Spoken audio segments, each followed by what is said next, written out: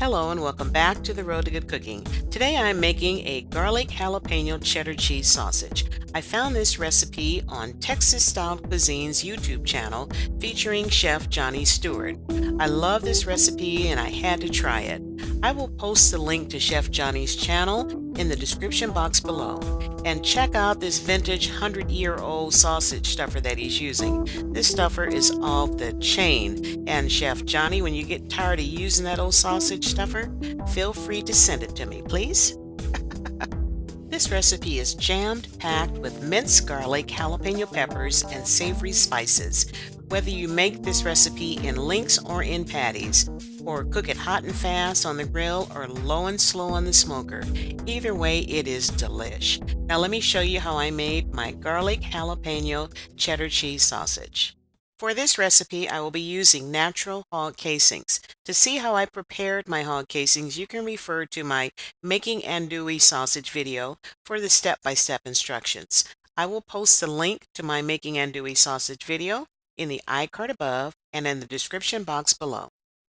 Here's my ingredients. 1 teaspoon of mustard powder, 1 tablespoon of onion powder, 1 tablespoon of Aleppo pepper flakes, 2 tablespoons of kosher salt, 1 tablespoon of coarse black pepper, 1 tablespoon of garlic powder, and to reinforce that garlic flavor, I will be adding 1 tablespoon of minced garlic and 1/2 cup of diced jalapenos. For this recipe, I will be using LEM Backwoods high temperature cheddar cheese. I will talk about that cheese in a second.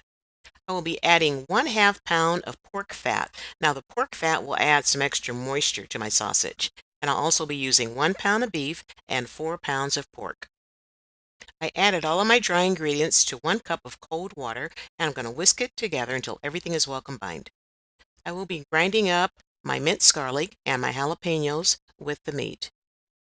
Y'all have seen me use my favorite kitchen toys in other sausage making videos. Here's my LEM meat grinder, and I will also be using my LEM sausage stuffer. Now, as a side note, if you're truly serious about making sausage, I highly recommend getting designated pieces of equipment for making sausage. It would make your life so much easier. You'll have fun making sausage, and plus you're going to crank out some great sausage.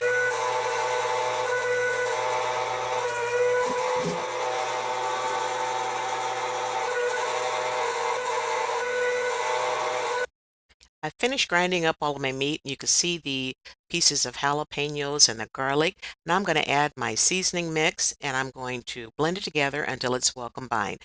Now, being as I'm only making 5 pounds of meat, I didn't dig out my meat mixer. I'm going to do it all by hand, just like I used to before I got my meat mixer.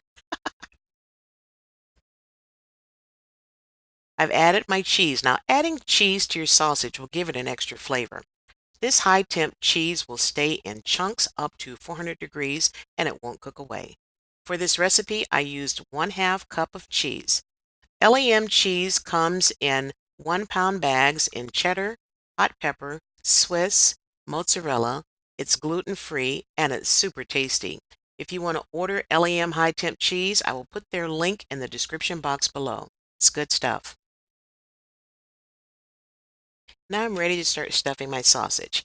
Here I'm going to take a little extra time in showing you this process because it's a really tedious process. Just take your time, and here you can see where I'm doing putting the natural hog casings on the stuffing tube. Now if you have a little hard time getting it on there, just add a little water to it and just take your time and slide it on there. You don't want to poke a hole in it. That's why I'm taking my time.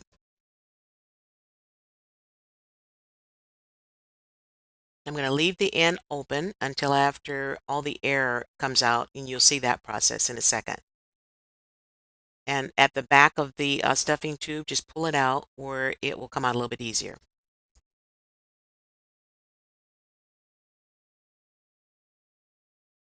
Now I'm going to add my meat to the canister and stuff it in there. Just really pack it in there tight to kind of get rid of all the air bubbles. And I'm going to have air bubbles in my sausage anyway with this particular batch of sausage because when I was unpacking my stuffing tubes, I broke the one that I normally use to make sausage this size. So I'm having to use a smaller tube, which really sucks.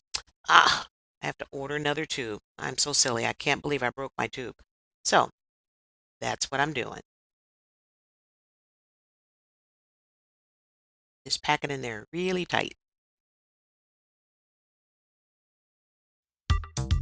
Now I got a little bit of the sausage cranked to the end. Now I'm going to tie the end of it.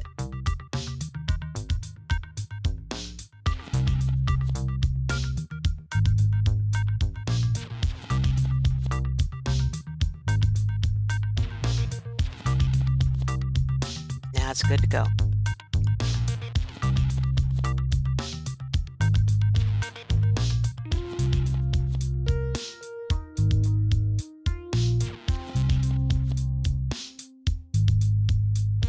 And you'll see the air bubbles because I'm not using the right size tube.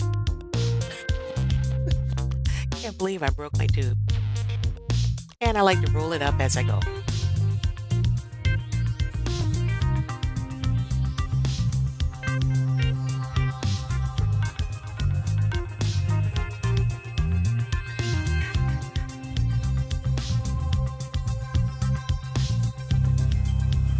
Take it off and check it out. And I'm going to tie off the end. Looks pretty good, doesn't it? And you can see the air pockets on there. And you can see, now you can really see the air pockets. But no worries, I'm going to get rid of that. Roll them up, link them, roll them one direction, size it up, and then roll it in the opposite direction. Or spin it in the opposite direction.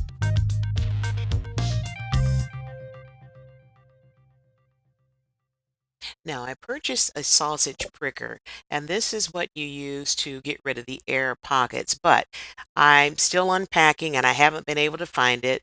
So I know a lot of you guys are going to be busting my chops on this one, but I used a sterilized pin because I couldn't find my sausage pricker. That's all. I know I'm going to get a ton of emails saying, how come you don't buy a sausage pricker? Well, I do have one. I just can't find it. I tell you, the moving struggles are real. I'm going to prick each one that has the air pockets in it, and this way that'll keep my sausage from exploding during the cooking process. And look at all that beautiful specks of cheese and garlic. You can't see the spices, but I love looking at the cheese and the little specks of fat in there, which is going to add a lot of moisture to it. Now my sausage went into the refrigerator. I'm going to keep it in there uncovered overnight to dry it out before I pack them up and vacuum seal them in bags for the freezer. And here's the next what they look like the next day. They kind of dried out somewhat. Now it's time to bag them and tag them and put them in the freezer, and they're good to go. All I can say is this recipe will not disappoint. I'm telling you, I always have jalapeno cheddar cheese sausage in my freezer, and whenever anybody comes over, I have to hide it because if I don't hide it, they'll eat it all. Chef Johnny, thank you so much for sharing this amazing recipe. And I tell you, when I go to my doctor and they tell me that I put on extra pounds, I'm going to blame them all on you. Thanks for stopping by The Road to Good Cooking. Please share this link with everyone you know in the universe. Be blessed and keep on making sausage.